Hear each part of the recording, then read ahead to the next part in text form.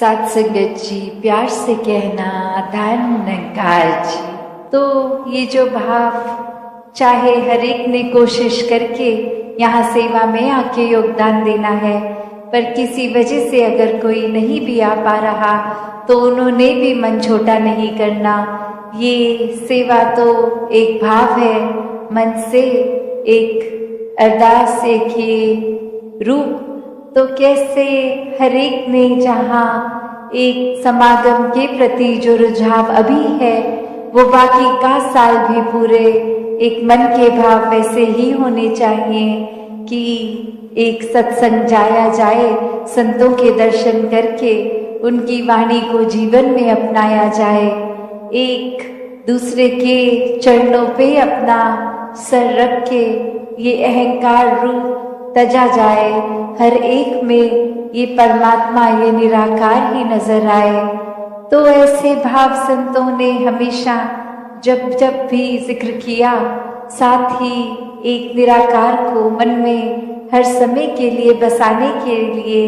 ये सेवा, सुमिरन और सत्संग, और वही जो अभी सेवा का आज बार बार जिक्र, और साथ में ही ये शब्द भी कि अपनी इच्छा उस सेवा में ना डाली जाए, एक ये निरीक्षित रूप सेवा का। क्योंकि अक्सर हम ऐसा भी देखते हैं कि कुछ दुनियावी रूप में किसी एक फील्ड को हम अगर बिलोंग करते हैं, कोई नॉलेज रूप किसी में एक ज़्यादा होता है, तो अक्सर कोशिश रहती है कि हम सेवा के समय भी उसको इम्प्लीमेंट करवाएं। एक वो हमारी नॉलेज है तो हम वो काम ज़रूर करवा दें। तो बात वही कि जब ये हुक्म अनुसार का एक आता है रूप, तो वो ही एक ऑर्गेनाइज्ड वे है एक समागम के लिए, अगर उसकी तैयारियों के लिए। तो वहाँ अगर उस कैलिबर की ज़रूरत है नहीं है, उस हिसाब से अगर कोई चीज़ हमारे नॉलेज को अगर दर्शाती है और हमें करना है, तो वो ज़रूरी नहीं उस समय उसकी नीड है, उसकी ज़रूरत है। तो उसी अनुसार तभी वो जो हुक्म रूप में सेवा है कि जब जिस तरह एक आदेश आ रहा है वैसे ही एक रूप सेवा का बनता चलता है, तो वो एक सिस्टमैटिकली भी जहाँ और वहाँ एक मर्यादित रूप, एक मन से श्रद्धा है, तो फिर तो किसी तरह की भी सेवा कहीं पे भी लग जाए, वो मन में फिर कोई और भाव नहीं लाती। क्योंकि सेवा करने के समय तो संत हमेशा सिर्फ सेवा करने ही आते हैं, ना कि इसलिए कि कोई सेवा करते देखे या हमें अपने पसंद की जगह पर ही सेवा मिले। अक्सर मन इतना जुड़ भी जाता है एक तरह से एक सेवा करने के लिए कि अगर उस समय सेवा बोल दी जाए कि आज आपका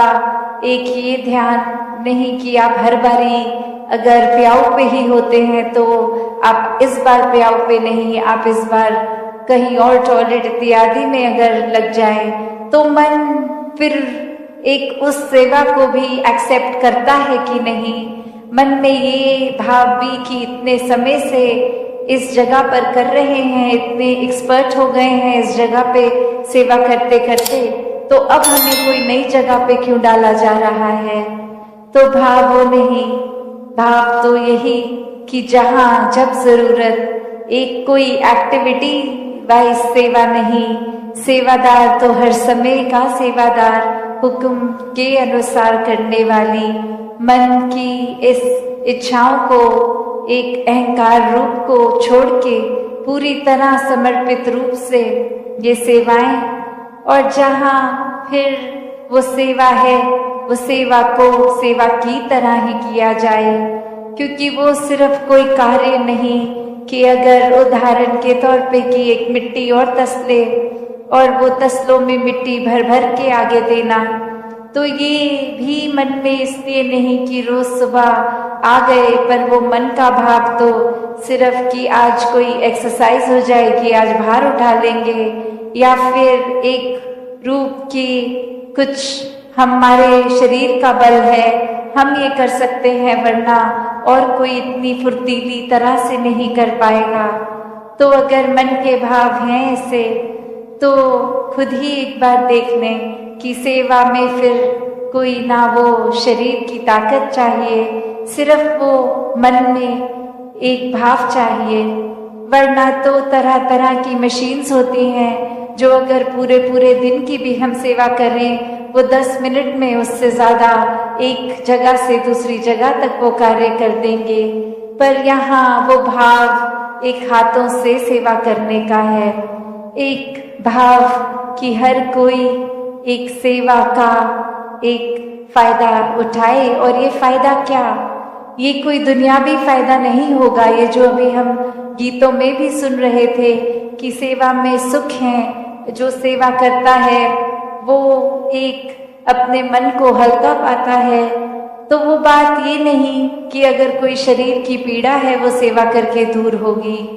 एक शरीर तो परमात्मा ने जिस तरह दिया और जिस तरह हमने उस शरीर का ख्याल रखा, उसके ऊपर आधारित होती है वो तन की एक कोई हालत कैसी है, कोई अगर बीमारी है या कोई और तकलीफ है। तो बात वो नहीं कि सेवा करके एक रूप की एक बिल्कुल शरीर ठीक होगा। ये तो जो परमात्मा ने, निराकार ने जिस तरह रखा, हमें अपने एक चेतनता के साथ उस समय अपने आप को ठीक रखने की जिम्मेवारी है। ये सेवा का भाव वही कि ये शरीर भी ठीक रहे। पर अगर हम मोटिव ही ये बना लें कि हम कोई शरीर में पीड़ा एक एहसास कर रहे हैं तो सेवा करेंगे और वो तकलीफ ठीक होगी, तो फिर असल रूप में सेवा हो ही नहीं रही। क्योंकि ये एक इच्छा है शरीर ठीक करना, उसके बदले में एक सौदा हो रहा है सेवा का। तो भाव वो नहीं, भाव तो कि जितना भी हो सकता है मन में भाव सेवा का रख के सेवा करी जाए। मन के भाव इस निराकार से ये गहरा नाता,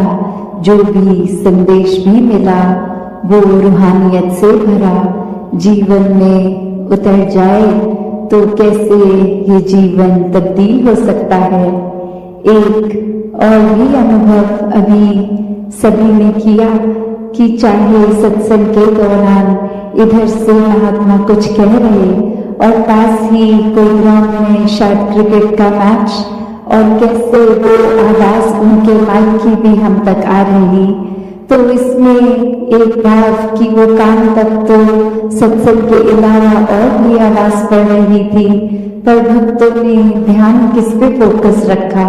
अपना एक मन को केंद्रित कहाँ किया कि जो कोई क्षण भंगुर, कोई थोड़े समय में एक एंटरटेनमेंट की तरह की इंफॉर्मेशन या फिर सत्संग में दिया गया वो संदेश कि कैसे अपने जीवन को हम जीते जी भी और श्वास खत्म होने के बाद भी एक मुक्ति की जो बात होती है उस पर एक आधारित जीवन की जब जब ये परमात्मा के दर्शन करके इसके एहसास में रहते हैं तो जीते जी भी जीवन सुहाना है। और आगे भी एक परलोक की जो बात होती है कि उसके मोक्ष मुक्ति के भी हकदार बन जाते हैं। तो कैसे एक थोड़ी थोड़ी चीजों के पीछे जो आज है कल नहीं, ये बदलने वाली, और वहाँ परमात्मा जो हमेशा से एक जगह एक स्थिरता का प्रतीक, तो कैसे स्थिर जीवन को जहाँ जीना हर किसी के एक संभव है, और कैसे छोटी छोटी चीजें अगर अभी आ भी रही हैं तो इस परमात्मा पे ही ध्यान केंद्रित रखेंगे तो कब आके चली गई वो एक मन को फिर तड़प नहीं देती, एक मन में उथल पुथल नहीं होती। और ऐसे ही उथल पुथल या जीवन में कुछ चीज कभी कैसी है कभी कैसी है उसका प्रभाव भक्त नहीं लेता। एक कहानी भी दासी के ध्यान में आ रही कि कैसे एक व्यक्ति के पास एक घोड़ा और वो रातों रात घोड़ा अपने आप को छुड़वा के स्टेबल से भाग गया। और फिर आसपास के ये पड़ोसी भी व्यक्ति को कहने लगे कि तुम तो परमात्मा में इतना विश्वास रखते हो, तुम्हारे साथ ऐसा कैसे हो गया, इतना नुकसान हो गया, इतना महंगा घोड़ा था तुम्हारा, भाग गया। और वहीं कुछ समय बाद देखते हैं कि वो घोड़ा अपने साथ कुछ जंगली घोड़े और लेके झुंड में आ गया। और वही जो अड़ोसी पड़ोसी पहले कह रहे थे कि ये परमात्मा से जुड़ के तुम्हारा नुकसान हुआ, वही अब ईश्वर का उस व्यक्ति के साथ भी बोलकर कि नहीं, आपने ठीक किया। पर वो व्यक्ति जब घोड़ा था नहीं था या वो अपने साथ कुछ और घोड़े ले आया, तो उसके मुंह से हर बार यही बात निकली कि जो भी हो रहा है इस परमात्मा की रजा से हो रहा है, ये एक जैसा है वैसा ही ये ठीक हो रहा है। और आगे चल के उसी में से एक जंगली घोड़े ने दुलत्ती मारकर उसके बेटे को जख्मी कर दिया। और अब फिर वो पड़ोसी बोले कि ये सब होने से बेटे का नुकसान हो गया। और फिर वो व्यक्ति बोलकर कि ठीक है, इसको अस्पताल ले जाते हैं, पर जो हुआ है ये परमात्मा की रजा से ही हुआ है। और आगे वो समय उस राज्य में वो राजा अब जंग के लिए घर घर से नौजवान लड़कों को चुन रहा था। और जब उसके घर पहुंच के देखा कि एक ही जवान लड़का, पर वो एक फिजिकली फिट नहीं है, एक टांग में चोट है, तो वो जंग में उसको साथ नहीं लेके जाते। और फिर वही एक दोस्त मित्र उस व्यक्ति के कहते कि ये घोड़े की चोट से इसका चोट लगना तो फायदेमंद हो गया, क्योंकि पता नहीं इस वॉर के बाद, ये जंग के बाद वापस सलामत आता भी कि नहीं। तो ये ठीक ही हुआ कि इसको चोट लग गई और ये नहीं जा पाया जंग में। और उस समय भी मनस्थिति उस इंसान की यही कि ये भी हुआ है तो परमात्मा की इच्छा से, एक रजा में, एक भाने में रहकर हुआ है। तो इस कहानी से जो उस व्यक्ति के मन का भाव कि कैसे उसके जीवन में भी खुशी दुख आता गया, एक मन से जो भाव इस परमात्मा पे विश्वास, इसकी रजा में रहने की वो कंटेंटमेंट, वो एक संतुष्टि कि इस परमात्मा में अपना ध्यान है, इसके आश्रय है तो सभी ठीक होना है। और वहाँ कोई दुनियावी रूप में अपने निजी जीवन में भी हम लोग देखें तो कोई ना कोई ऐसी टिप्पणी कर देता है कि आप तो सत्संगी हैं, आप तो परमात्मा में विश्वास रखते हैं, तो आपके जीवन में तो दुनियावी रूप में ये सुख नहीं है, ये कमी है। तो एक भ्रम में डालने का भाव हर एक का रहता है। पर जो इस परमात्मा से हर हाल में जुड़े हैं, एक मन का नाता इस परमात्मा से, ये प्रेमा भक्ति का नाता है, एक प्यार से, जैसे अभी जिक्र हो भी रहा था कि सौदेबाजी नहीं, एक प्योर, एक पावन प्यार इस परमात्मा से, जहाँ कोई इच्छा से नहीं, एक प्रेम से ही ये मन का लगाव, ये जुड़ाव। तो ऐसे भावों से युक्त एक भक्ति हो रही है तो फिर कोई नहीं फर्क पड़ता कि कोई क्या कह रहा है क्या नहीं, क्योंकि भक्त को अपना जीवन पूर्ण लगता है कि ये परमात्मा पूर्ण है, इसका किया सब पूर्ण है, जो दिया वो भरपूर है, जो नहीं दिया और हमारी इच्छा है कि जीवन में वो वस्तु आए, वो व्यक्ति आए, तो उसमें भी परमात्मा को बेहतर पता है। तो फिर अगर किसी ने उस बात पे कोई टिप्पणी कर भी दी तो उसका प्रभाव मन पे नहीं, बस ये ही कि इस परमात्मा से जुड़े हैं तो सब कुछ मिल गया है, इस परमात्मा ने जो दिया है वो काफी है। तो कैसे ये संतुष्टि की बात मन में जब आती है, एक मन से इस परमात्मा का हर हाल में शुक्राना आता है, तो ही वाकई ही जीवन बहुत आसान हो जाता है। एक मन में बातों का बोझ नहीं रहता, एक मन में किसी के कहने से कुछ बात का इस तरह चोट नहीं पहुंचती, ठेस नहीं पहुंचती। और अगर किसी के शब्द कुछ सुन भी लेते हैं जो अच्छे नहीं, उसको मन से बाहर निकालना और उसी समय उस व्यक्ति के लिए भी मन में कोई नफरत का भाव या एक बुरा सोच उसके लिए नहीं बैठती। ना ही ये उम्मीद भी आती है कि अब इस इंसान ने बुरा भला बोल तो दिया है, पर ये जब तक माफी नहीं मांगेगा, माफ नहीं करेंगे, तो ऐसे भी भाव फिर मन में उपज नहीं लेते। क्योंकि जब वो भी पल में देख कर कि किसी ने कुछ कहा, तो वो बात को अनसुना करना भी ये चेतनता है। इस बात को पकड़ के रखना नहीं हमेशा के लिए। कोई घटना घट गई सो घट गई, एक किसी ने कोई बात बोल दी तो बोल दी। अगर हम और गहराई में भी जाएं,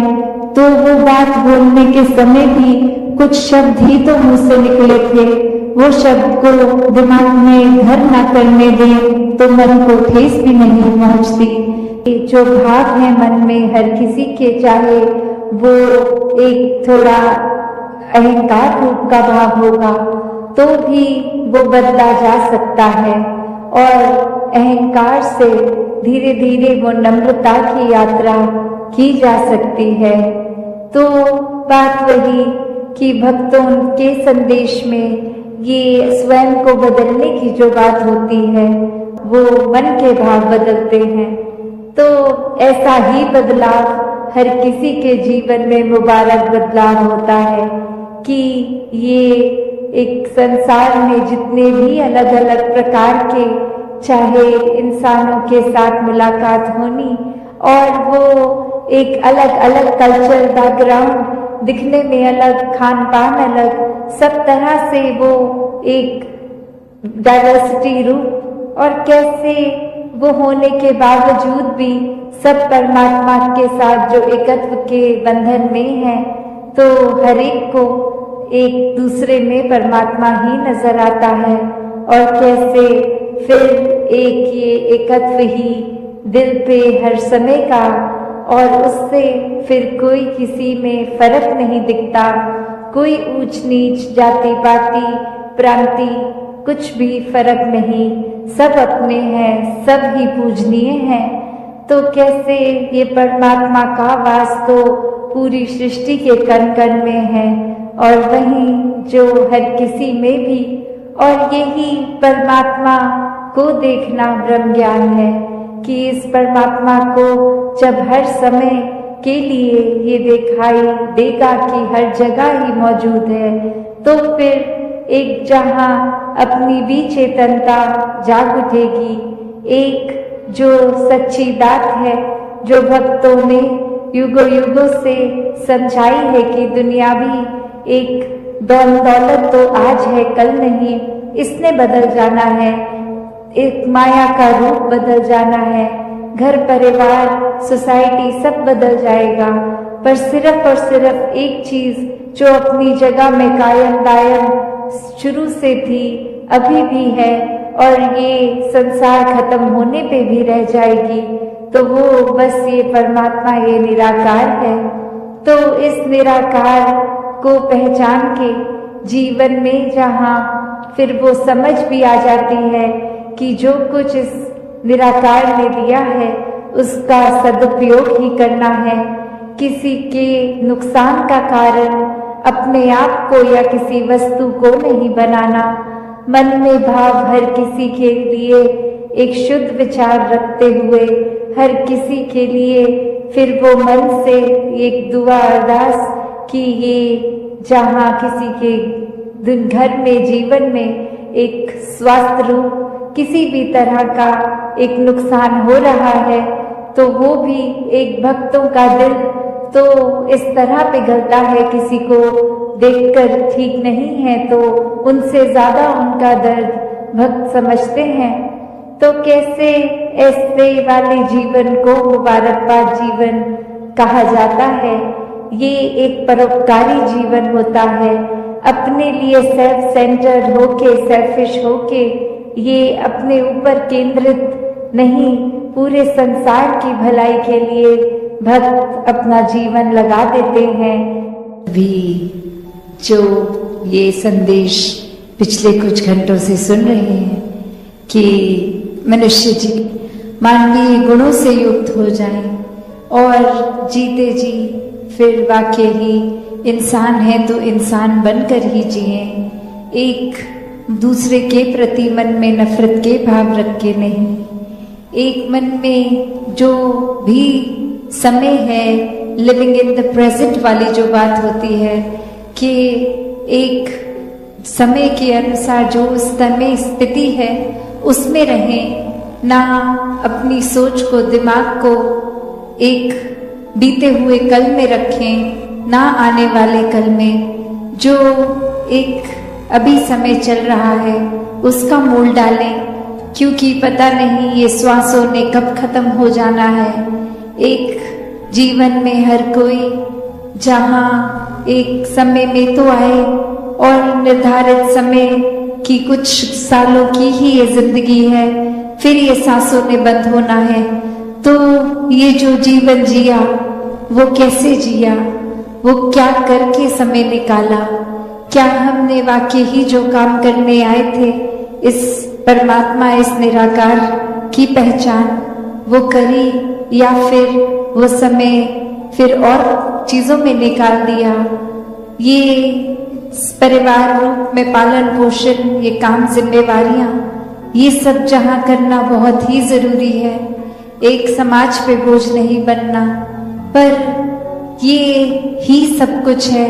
ऐसा नहीं है, ये परमात्मा ही प्राथमिकता होनी चाहिए जब कोई और काम भी कर रहे हो। तो कैसे एक मनुष्य की आदत है कि एक पास्ट की बात, एक फ्यूचर की बात ये लेकर वो स्ट्रेस लेना, एक बोझ ले लेना, जिस समय में हो वो समय का उस समय सदुपयोग करके कोई चीज अगर कर ली तो ही वो लाभदायक है। एक समय निकलने पर वो चीज खराब भी हो जाती है। जैसे एक हम उदाहरण ले कोई फल का, कि जिस समय वो ठीक है उसको उसी समय खा लेना तो ही शरीर के लिए फायदा होता है, वरना तो वो सड़ जाता है, खराब हो जाता है, तो फिर उसको खाद में ही डालना पड़ता है, एक फेंक देना पड़ता है, वो शरीर में अब डालने के लिए पौष्टिक नहीं बचता। तो कैसे अपने जीवन में हर कोई ये समय का सदुपयोग करे, एक अपने दिमाग में हर किसी के लिए अच्छी सोच रखे, दिल में हर एक के लिए प्यार रखे। एक कहानी का सहारा लेके दासी ये बात रखना चाहेगी कि कैसे दो व्यक्ति एक बार नदी को पार करने के लिए जा रहे थे और उनको किसी ने कहा कि ये नदी आप जब पार कर लोगे तो किसी को भी आपने एक वो मदद रूप नहीं करना, एक अपना ही चलते जाना है, एक अपने आप का ही पूरा ध्यान रखना है। और वहीं एक व्यक्ति उन दोनों में से ही देखता है कि कोई डूब रहा है और उसको एक मदद करके डूबने से बचा लिया। और वहीं जब वो नदी पार हो गई तो उसका मित्र उसको कहता है कि ये आपने क्या कर दिया, आपको तो मना किया गया था कि अगर अपना ही ध्यान रखना है और किसी का नहीं, वरना तो आप दूसरे का रख रहे थे, तो इसमें आपका नुकसान हो जाता, आप पानी के बहाव से खुद ही बह जाते, अपने ऊपर नियंत्रण रखना था, ये दूसरों की मदद में खुद अगर फिसल जाते तो क्या होता। तो वही इंसान समझाते हुए कहता है कि मैंने तो कब का उस इंसान को छोड़ दिया वहीं का वहीं, तुम ही हो जो इतनी देर बाद अब नदी पार हो भी गई है तो भी वो ख्याल लेकर, वो बोझ लेकर अपने साथ चलते ही जा रहे हो। वो तो कब का इंसान जिसको जरूरत थी उस समय में कर दी गई उसकी मदद, और मेरे को ख्याल भी नहीं आया उसके बाद। तुम तो इतनी देर और बीत भी चुकी है तो भी वही सोच पकड़ के बैठे हो। तो ऐसे अक्सर हमने कितने और भी उदाहरण देखे हैं कि एक ट्रेन जो चल रही होती है